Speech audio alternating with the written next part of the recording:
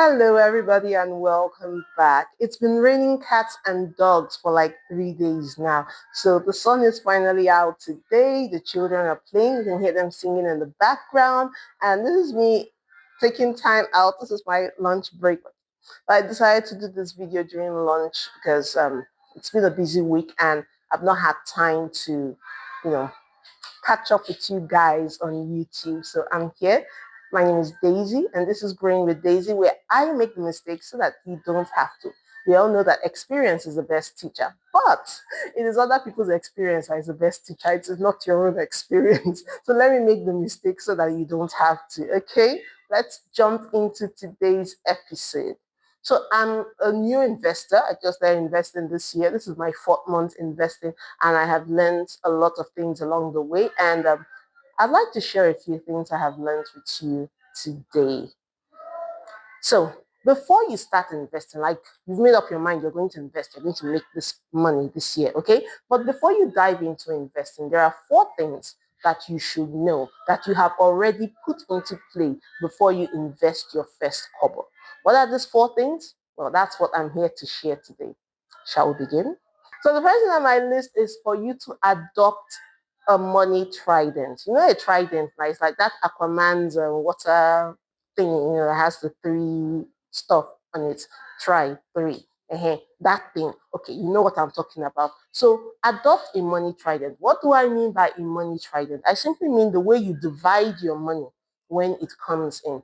For example, I'm a salary earner. I work in a non-government organization, a non-profit organization. So it's not like the pay is that fantastic. But when it comes at the end of the month or at the beginning of the next month, because sometimes it does not come on time. But when it comes, you would want to divide it into 3 parts to help you to manage your money better. So my money trident is very simple. I follow the 70-20-10 plan. What does that mean? Okay, let me show you. 70% of my income is my spending money. It is my living expenses. It's from that 70 that I buy groceries, I pay for my subscriptions, I make my hair, and do everything, transportation, every single thing comes from my 70. Now, the 20 portion, the 20% is for my future. Why am I doing 20%? Because in the Bible, when in the book of Genesis, there's this guy called Joseph, right? And Joseph had this gift of dreaming and interpreting dreams. Okay, so there was one particular time that he was in prison inside the Pharaoh's dungeon, and some people had this dream about cows and stuff like that. It's in the Bible. You can read it up in Genesis. So when they called him to come and interpret the dream, he got to Pharaoh, he interpreted the dream that there's going to be 7 good years followed by 7 bad years. And he advised that 20% of everything that they made in the 7 good years should be saved so that it can cater for their bad years. And that was a plan they followed, and it made the Pharaoh extremely wealthy.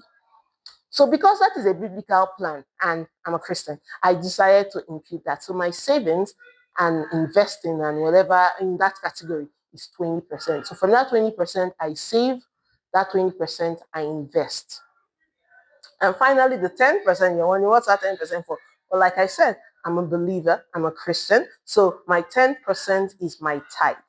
So when my pay comes at the end of the month, when I get paid, 10% goes to my tithe, 20% goes into my savings and investment account, and 70% is my flexing money, is my living money, is how I used to eat and go to work and, do stuff.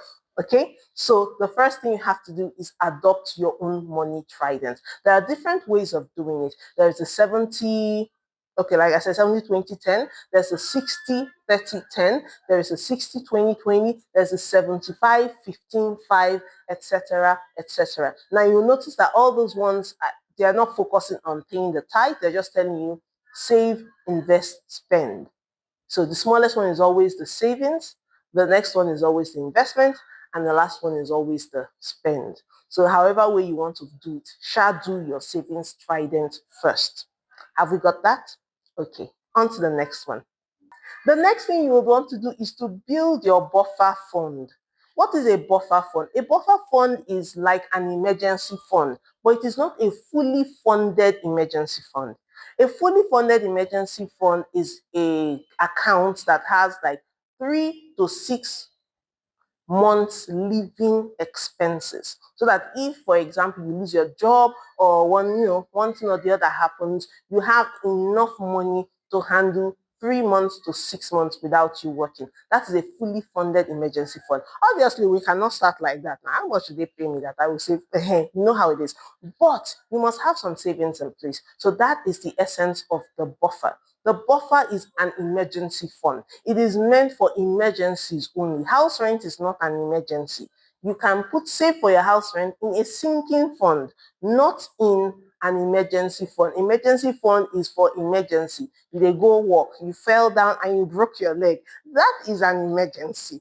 So you get the idea. So have your buffer fund. The best place to keep your buffer fund, in my opinion, is in a high yield savings account.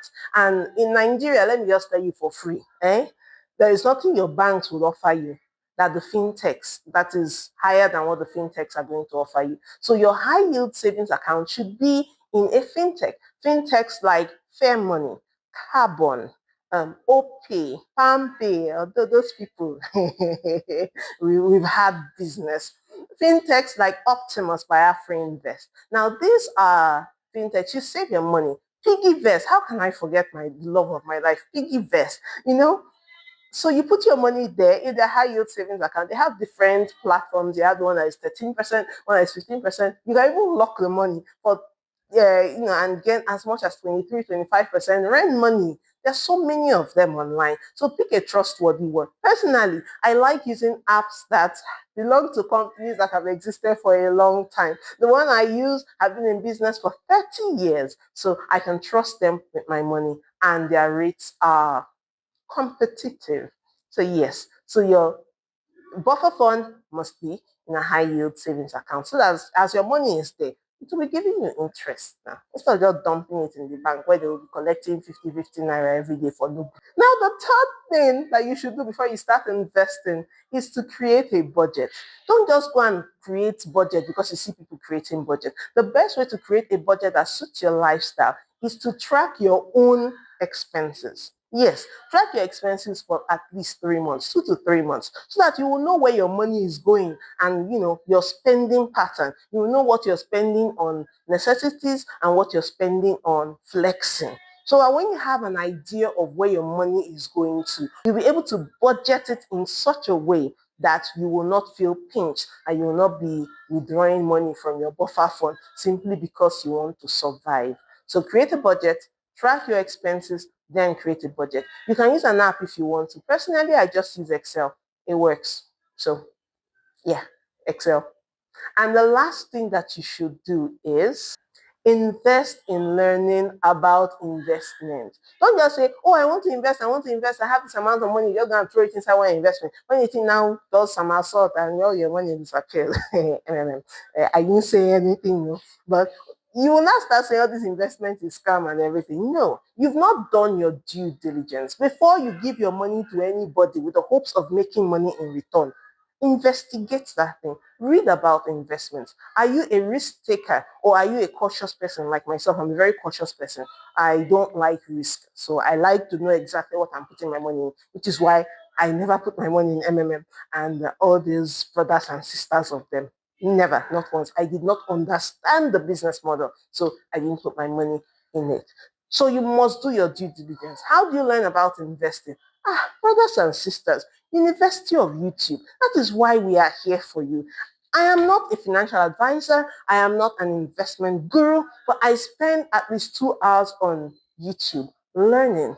I listen to those people who have proven track records, who have been in this business for 35 years, 40 years, 20 years, 15 years. People who have all the chatter behind their names, who actually know what they're doing.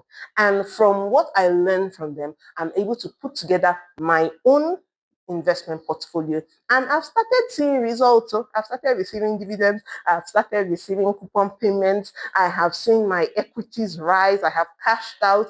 I used it to do kitchen cabinet and to tile the floor and to fix windows without touching my salary. So yes, I learned a lot from the University of YouTube. And I would advise you, instead of scrolling through TikTok and just laughing your data away, why not invest that time and that data learning about investments on YouTube so that you will be able to make your own investment. So this is a short video, and these are the 4 things that you must know and do before you actually put your money into any type of investment. So do your due diligence. Like now, you have not done it, but okay, now do your due diligence. Click on that like button, subscribe and share, and I will show you how I made 30% ROI in 3 months. You just click on the next video and have fun while learning. I'll see you in the next one.